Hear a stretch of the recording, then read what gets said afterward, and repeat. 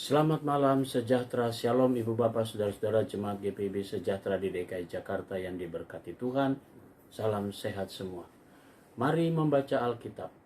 Pembacaan Alkitab kita malam hari ini dari kitab 1 Raja-Raja, pasalnya yang ke-7 dan 8. Kita siapkan Alkitab kita berdoa.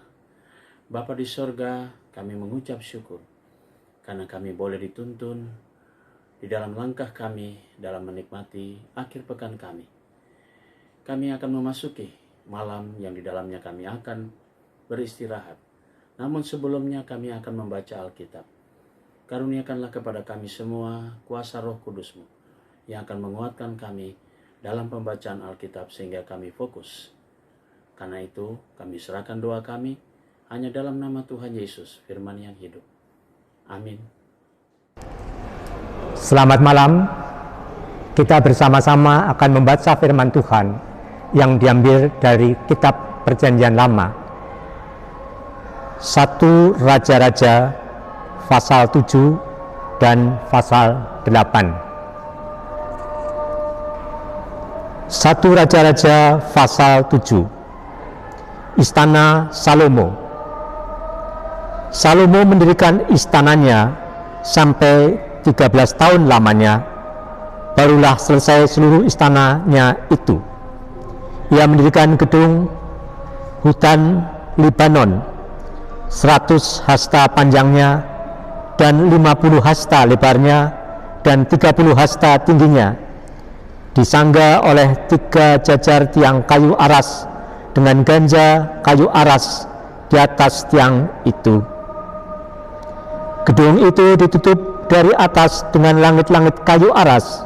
Di atas balok-balok melintang yang disangga oleh tiang-tiang itu 45 jumlahnya, yakni 15 sejajar. Ada pula 3 jajar jendela berbidai, jendela berhadapan dengan jendela 3 kali, dan semua pintu dan jendela segi 4 bangunnya, jendela berhadapan dengan jendela 3 kali. Ia membuat juga balai saka 50 hasta panjangnya dan 30 hasta lebarnya, dengan di sebelah depannya sebuah balai lagi yang bertiang dan bertangga di sebelah depannya. Dibuatnya juga balai singgasana, tempat ia memutuskan hukum. Balai pengadilan yang ditutupi dengan kayu aras dari lantai sampai ke balok langit-langit, dan gedung kediamannya sendiri di pelataran yang lain lebih ke sebelah dalam lagi dari balai itu adalah sama buatannya.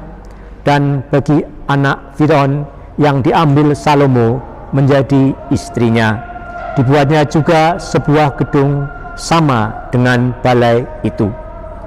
Tempat dari semuanya itu dibuat dari batu yang mahal-mahal, yang sesuai dengan ukuran batu pahat, digergaji dengan gergaji dari sebelah dalam dan dari sebelah luar, dan dari dasar sampai ke atas, dan juga dari tembok luar sampai kepada tembok pelataran besar. Bahkan dasar gedung-gedung itu dari batu yang mahal-mahal, batu yang besar-besar, batu yang 10 hasta, dan batu yang 8 hasta. Di bagian atas ada batu yang mahal-mahal berukuran batu pahat dan kayu aras juga. Sekeliling pelataran besar ada tembok dari 3 jajar batu pahat dan 1 jajar balok kayu aras. Demikian juga sekeliling pelataran dalam rumah Tuhan dan balainya. Benda-benda logam bait suci. Kemudian Raja Salomo menyuruh orang menjemput Hiram dan Tirus. Dia adalah anak seorang janda dari suku Naftali, sedang ayahnya orang Tirus, tukang tembaga. Ia penuh dengan keahlian, pengertian, dan pengetahuan untuk melakukan segala pekerjaan tembaga. Ia datang pada Raja Salomo lalu melakukan segala pekerjaan itu bagi raja. ia membentuk 2 tiang tembaga. Tinggi tiang yang satu 18 hasta dan dapat dilihat oleh tali yang 12 hasta panjangnya. Tiang yang kedua demikian juga. Dibuatnya juga 2 ganja untuk ditaruh di kepala tiang-tiang itu dari tembaga tuangan. Tinggi ganja yang satu 15 hasta dan tinggi ganja yang kedua 15 hasta. Dibuat juga pula 2 jala-jala untuk ganja yang ada di kepala tiang-tiang itu. Jala-jala itu semacam kawat berpilin, semacam untean rantai, 1 jala-jala untuk ganja yang satu dan 1 jala-jala untuk ganja yang lain. Kemudian dibuatnya juga buah-buahan delima, 2 jajar berkeliling pada jala-jala yang satu untuk menutupi ganja yang di ujung tiang itu, dan demikian pula dibuatnya pada ganja yang kedua. Dan ganja yang di kepala hanya dekat balai depan itu berbentuk bunga bakung, tingginya 40 hasta, yakni ganja-ganja yang di atas kedua tiang itu di sebelah atas sekali, lewat jala-jala yang meliliti perut ganja itu, dan buah-buah delima ada 200 berjajar berkeliling pada ganja yang satu, demikian juga pada yang kedua. Kemudian tiang-tiang itu didirikannya dekat balai ruang besar. Ketika ia mendirikan tiang kanan, ia menamainya Yakhin. Ketika ia mendirikan tiang kiri, ia menamainya Boas. Dan setelah bentukan bunga bakung itu ditaruh di kepala tiang-tiang itu, maka siaplah pekerjaan membuat elang tiang-tiang itu. Kemudian dibuatnyalah laut tuangan yang 10 hasta dari tepi ke tepi, bundar keliling 5 hasta tingginya, dan yang dapat dililit berkeliling oleh tali yang 30 hasta panjangnya. Dan di bawah tepinya ada gambar buah labu yang mengelilingnya sama sekali 10 dalam sehasta. Merangkum laut itu berkeliling, labu itu 2 jajar dituangan setuangan dengan berjana itu. Laut itu menumpang di atas 12 lembu, 3 menghadap ke utara dan 3 menghadap ke barat, 3 menghadap ke selatan dan 3 menghadap ke timur. Laut itu menumpang di atasnya, sedang segala buntut lembu itu menuju ke dalam.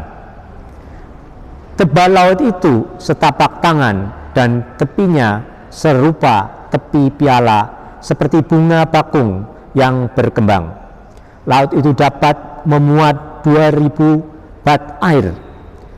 Selanjutnya dibuatnya 10 kereta penopang dari tembaga, 1 kereta 4 hasta panjangnya, 4 hasta lebarnya, dan 3 hasta tingginya. Beginilah bentuk kereta penopang itu. Ada papan penutupnya, dan papan itu diapit oleh bingkai. Dan pada papan penutup yang diapit oleh bingkai itu ada singa, lembu, dan kerub. Dan kemudian juga pada bingkai itu di sebelah atas dan di sebelah bawah singa dan lembu itu, dan karangan-karangan bunga yang tergantung. Pada 1 kereta penopang ada 4 roda tembaga dengan poros tembaga, dan pada keempat penjurunya ada sangga untuk menyangga bejana pembasuhan. Sangga-sangga itu dituang, dan di sebelah luar setiap sangga ada karangan bunga. Dan mulut kereta penopang itu ada di sebelah dalam sangga-sangga itu, menonjol ke atas satu hasta. Mulutnya itu bundar, buatannya sebagai tumpuan, dan dalamnya 1,5 hasta. Juga pada mulutnya itu ada ukiran, tetapi papan-papan penutupnya 4 persegi, jadi tidak bundar. Keempat roda itu ada di bawah papan penutup, dan tangan-tangan roda itu ada pada kereta penopang itu, dan tinggi satu roda ialah 1,5 hasta. Dan buatan roda itu seperti buatan roda kereta, tetapi tangan-tangannya, lingkarannya, jari-jarinya, dan napnya semuanya tuangan. Keempat sangga pada keempat sudut setiap kereta penopang adalah seiras dengan kereta itu. Dan di sebelah atas kereta penopang itu ada leher bundar berkeliling 1,5 hasta tingginya. Di sebelah atas kereta itu ada pula topang-topang dan papan-papan penutup yang seiras dengan dia. Maka pada muka topang-topangnya itu dan pada papan penutupnya diukirkannyalah kerup, singa, dan pohon kurma, masing-masing menurut tempat yang ada, dan karangan bunga sekeliling.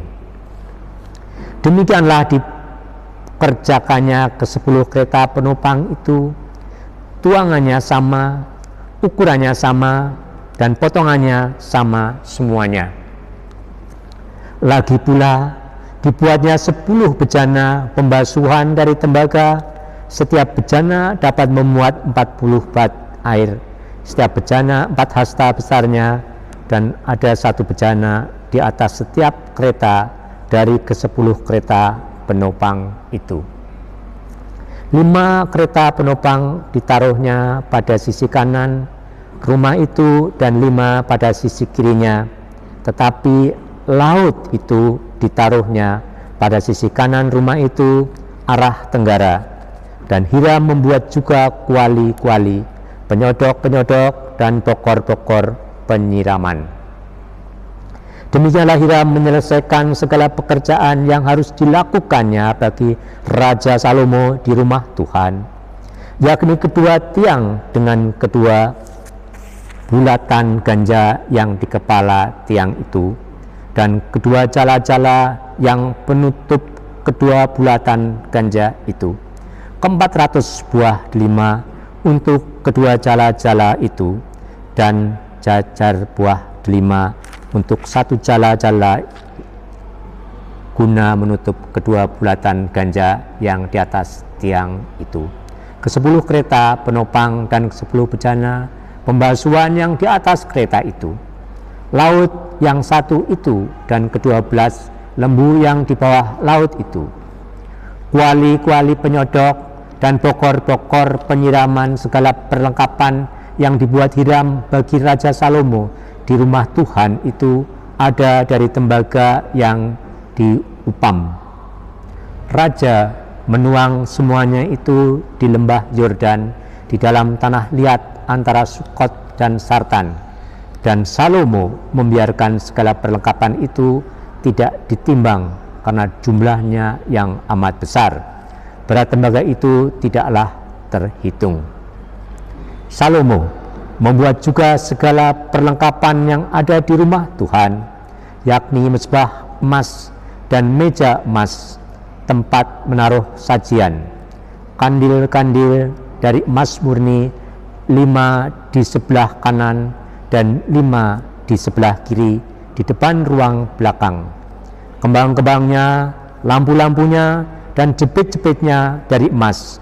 Pasu-pasunya, pisau-pisaunya, bokor-bokor penyiramannya, cawan-cawannya, dan perbaraan-perbaraannya dari emas murni.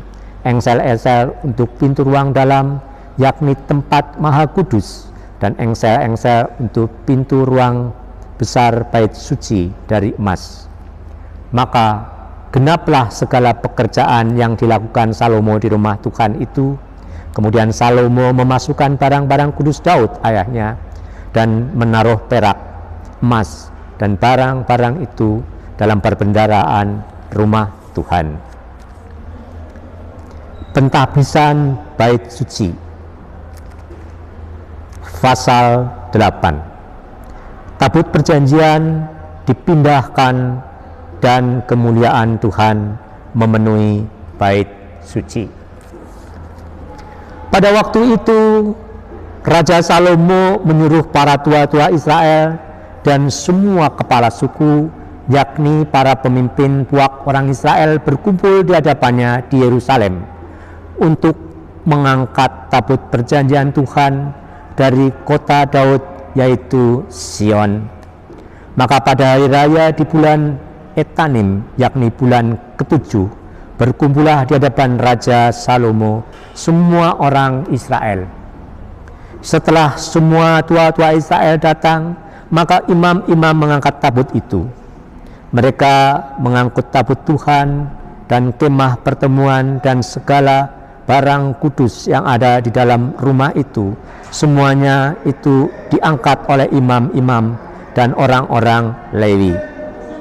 Tetapi Raja Salomo dan segenap umat Israel yang sudah berkumpul di hadapannya berdiri bersama-sama dengan dia di depan tabut itu dan mempersembahkan kambing domba dan lembu sapi yang tidak terhitung dan tidak terbilang banyaknya. Kemudian imam-imam membawa tabut perjanjian Tuhan itu ke tempatnya di ruang belakang rumah itu, di tempat Maha Kudus, tepat di bawah sayap kerub-kerub. Sebab kerub-kerub itu mengembangkan kedua sayapnya di atas tempat tabut itu, sehingga kerub-kerub itu menudungi tabut serta kayu-kayu pengusungnya dari atas. Kayu-kayu pengusung itu demikian panjangnya, sehingga ujungnya kelihatan dari tempat kudus yang di depan ruang belakang itu, tetapi tidak kelihatan dari luar, dan disitulah tempatnya sampai hari ini. Dalam tabut itu tidak ada apapun selain dari kedua loh batu yang diletakkan Musa ke dalamnya di Gunung Horeb, yakni loh-loh batu bertuliskan perjanjian yang diadakan Tuhan dengan orang Israel pada waktu perjalanan mereka keluar dari tanah Mesir. Ketika imam-imam keluar dari tempat kudus, datanglah awan memenuhi rumah Tuhan, sehingga imam-imam tidak tahan berdiri untuk menyelenggarakan kebaktian oleh karena awan itu. Sebab kemuliaan Tuhan memenuhi rumah Tuhan.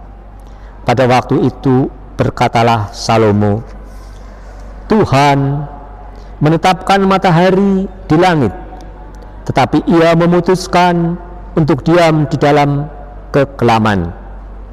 Sekarang aku telah mendirikan rumah kediaman bagimu, tempat engkau menetap selama-lamanya.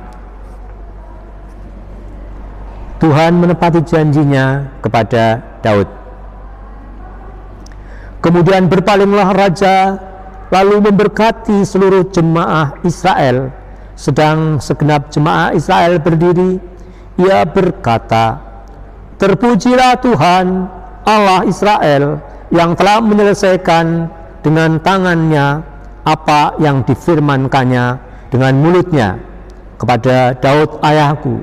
Demikian, sejak aku membuat umatku Israel keluar dari Mesir, tidak ada kota yang kupilih di antara segala suku Israel untuk mendirikan rumah di sana sebagai tempat kediaman namaku. Tapi aku telah memilih Daud untuk berkuasa atas umatku Israel. Lalu raja melanjutkan, ketika Daud ayahku bermaksud mendirikan rumah untuk nama Tuhan Allah Israel, berfirmanlah Tuhan kepadanya, engkau bermaksud mendirikan rumah untuk namaku, dan maksudmu itu memanglah baik. Hanya bukanlah engkau yang akan mendirikan rumah itu, melainkan anak kandungmu yang akan lahir kelak. Dialah yang akan mendirikan rumah itu untuk namaku. Jadi Tuhan telah menepati janji yang telah diucapkannya. Aku telah bangkit menggantikan Daud ayahku, dan telah duduk di atas tahta kerajaan Israel, seperti yang difirmankan Tuhan. Aku telah mendirikan rumah ini untuk nama Tuhan Allah Israel, dan telah menjadikan di sana tempat untuk tabut yang memuat perjanjian yang telah diadakan Tuhan dengan nenek moyang kita ketika mereka dibawanya keluar dari tanah Mesir. Doa Salomo.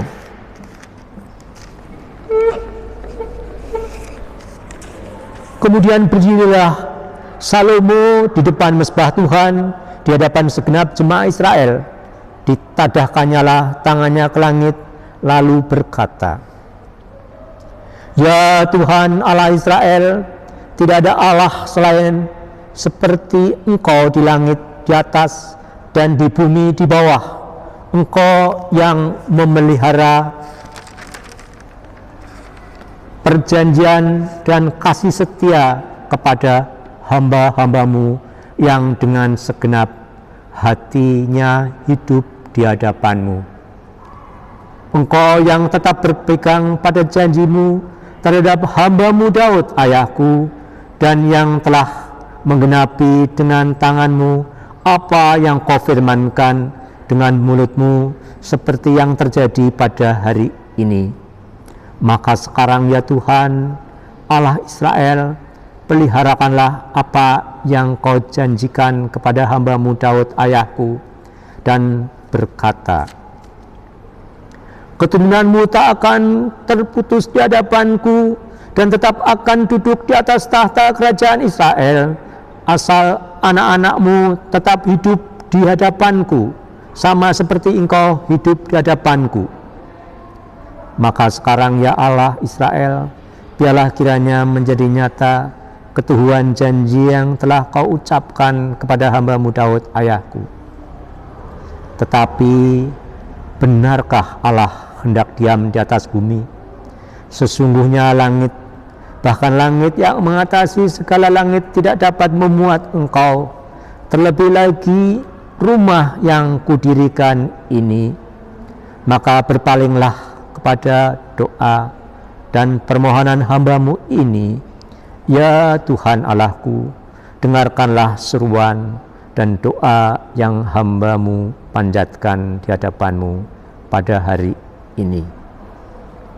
Kiranya matamu terbuka terhadap rumah ini siang dan malam, terhadap tempat yang kau katakan namaku akan tinggal di sana. Dengarkanlah doa yang hambamu panjatkan di tempat ini, dan dengarkanlah permohonan hambamu dan umatmu Israel yang mereka panjatkan di tempat ini, bahwa engkau juga yang mendengarkan di tempat kediamanmu di sorga, dan apabila engkau mendengarkannya, maka engkau akan mengampuni. Jika seorang telah berdosa kepada temannya, lalu diwajibkan mengangkat sumpah dengan mengutuk dirinya, dan dia datang bersumpah di depan mezbahmu dalam rumah ini, maka engkau pun kiranya mendengarkannya di sorga dan bertindak serta mengadili hamba-hambamu, yakni menyatakan bersalah orang yang bersalah dengan menanggungkan perbuatannya kepada orang itu sendiri, tetapi menyatakan benar orang yang benar dengan memberi pembalasan kepadanya yang sesuai dengan kebenarannya. Apabila umatmu Israel terpukul, kalah oleh musuhnya karena mereka berdosa kepadamu, kemudian mereka berbalik kepadamu dan mengakui namamu dan mereka berdoa dan memohon kepadamu di rumah ini, maka Engkau pun kiranya mendengarkannya di surga dan mengampuni dosa umat-Mu Israel dan mengembalikan mereka ke tanah yang telah Engkau berikan kepada nenek moyang mereka.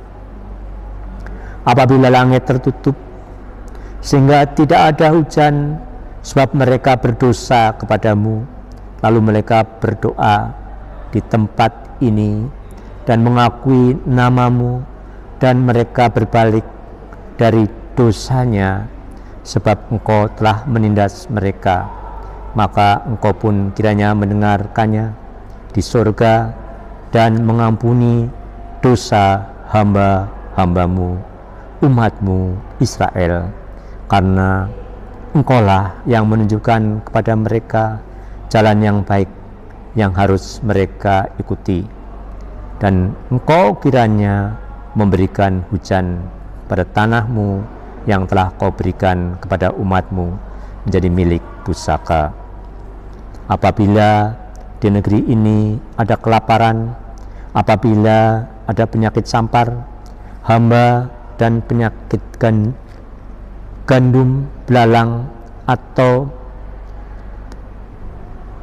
pelahap, apabila musuh menyesakan mereka di salah satu kota mereka, apabila ada tulah atau penyakit apapun, lalu seorang atau segenap umat-Mu Israel ini memanjatkan doa dan permohonan di rumah ini dengan menadahkan tangannya, karena mereka masing-masing mengenal apa yang merisaukan hatinya sendiri, maka Engkau pun kiranya mendengarkannya di surga, tempat kediaman-Mu yang tetap, dan Engkau kiranya mengampuni, bertindak, dan membalaskan pada setiap orang sesuai dengan segala kelakuannya, karena Engkau mengenal hatinya, sebab Engkau sajalah yang mengenal hati semua anak manusia, supaya mereka takut akan Engkau selama mereka hidup di atas tanah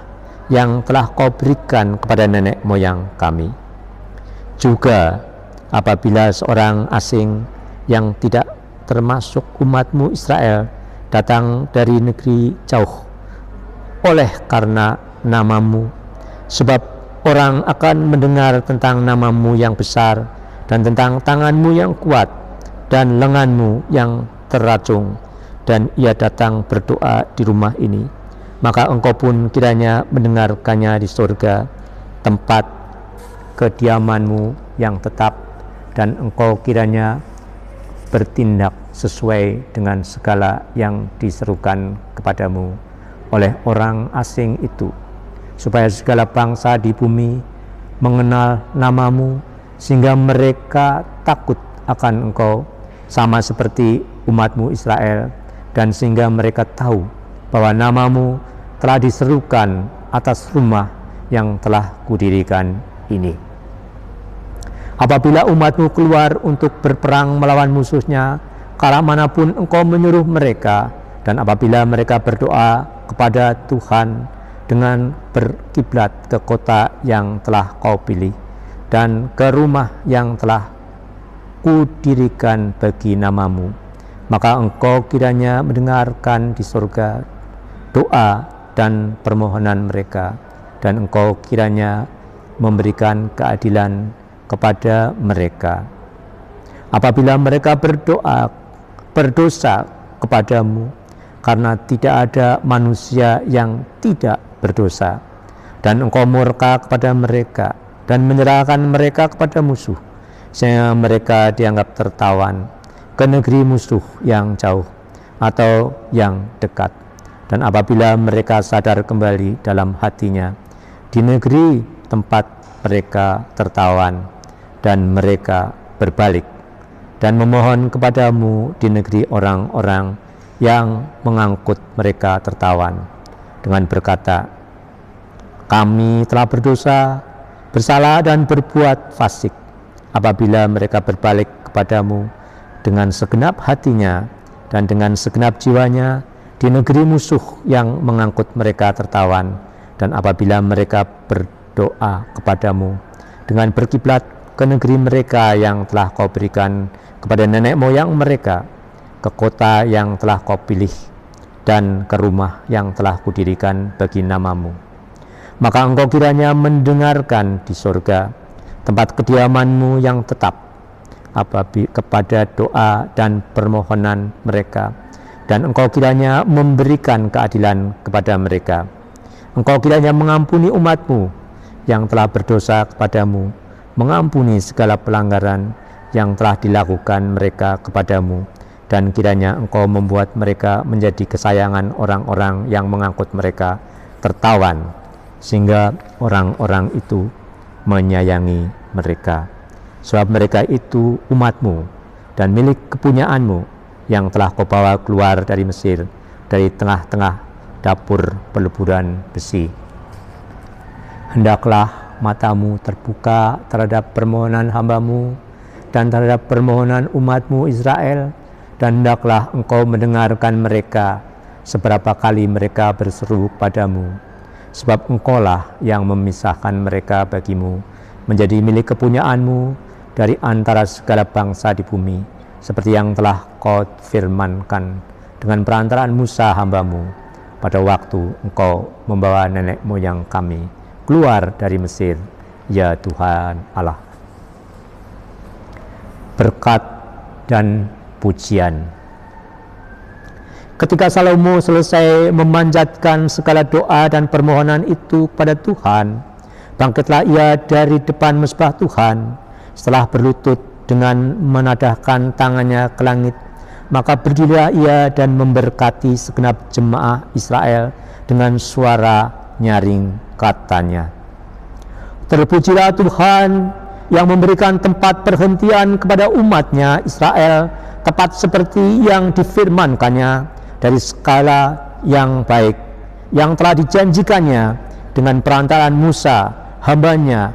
Tidak ada satupun yang tidak dipenuhi. Kiranya Tuhan Allah kita menyertai kita, sebagaimana ia telah menyertai nenek moyang kita.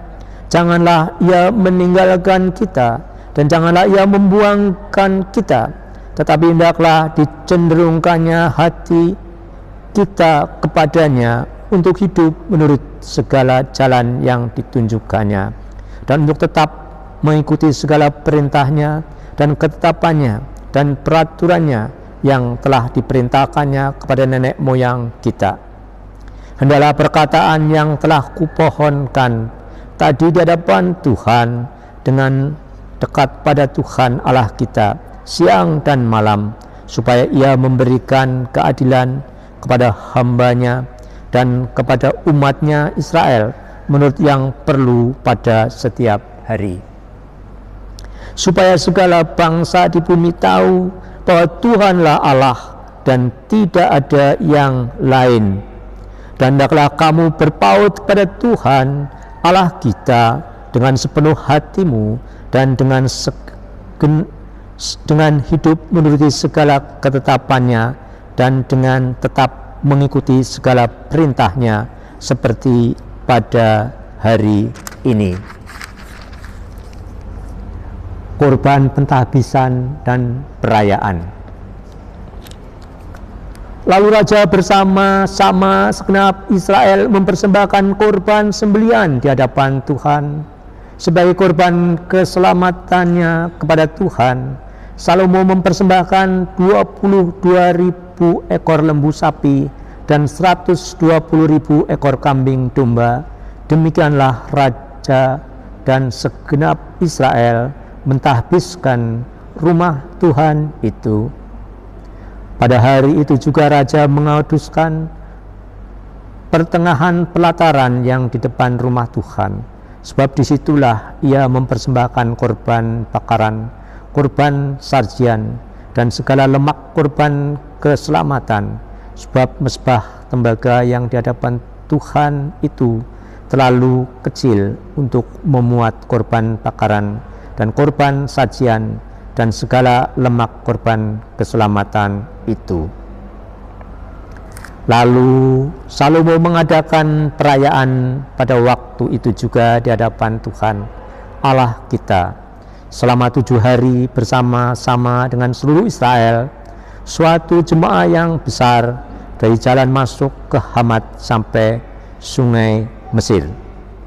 Pada hari yang ke-8 disuruhnya bangsa itu pergi, maka mereka memohon berkat untuk raja, lalu pulang ke kemah mereka sambil bersukacita dan bergembira atas segala kebaikan yang telah dilakukan Tuhan kepada Daud, hambanya, dan kepada orang Israel, umatnya.